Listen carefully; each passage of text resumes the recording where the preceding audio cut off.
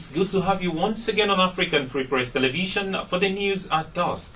I am Leo Oketa with the news updates.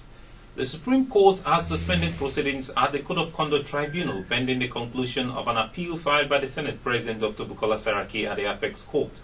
Earlier on, the prosecutor told the Supreme Court that he will sign an undertaking refraining him from doing anything on the tribunal pending the determination of the suit. The prosecutor said this while urging the court not to grant a stay of proceedings. He asked for accelerated hearing as not doing so will give room for an accused person to continue to delay his trial. The Senate President had appealed to the Supreme Court against the October 30 judgment of the Court of Appeal, which affirmed the competence of the charges instituted against him and the jurisdiction of the CCT to try him.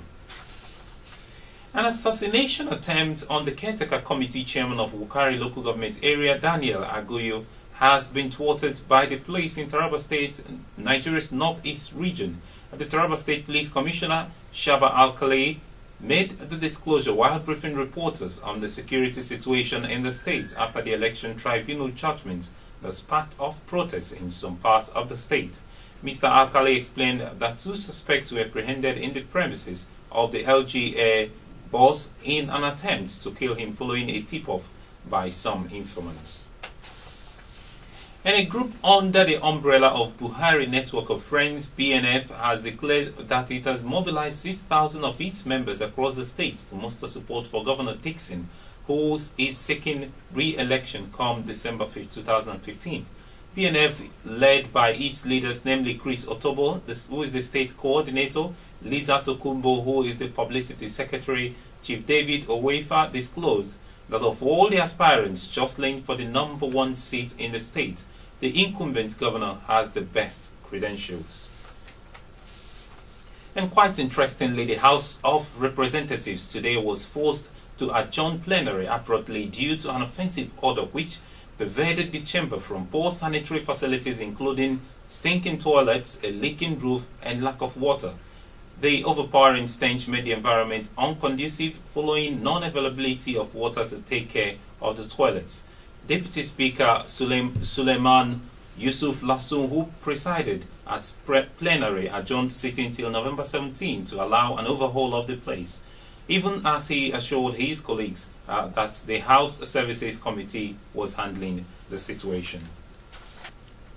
Barely 5 minutes after President Muhammadu Buhari inaugurated the Federal Executive Council yesterday, his Minister of Information, Alhaji Lai Mohammed, said the government will hit the ground running 2 minutes from inauguration.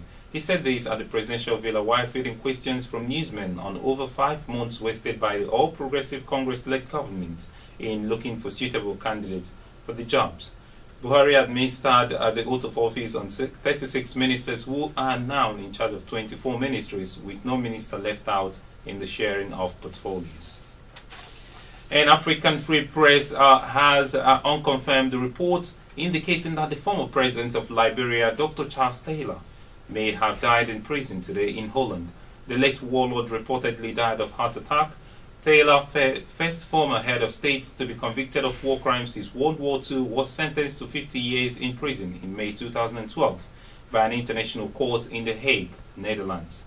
The Supreme Court for Sierra Leone convicted of supplying and encouraging rebels in neighboring Sierra Leone in a campaign of terror involving murder, rape, sexual slavery, killing of children younger than 15.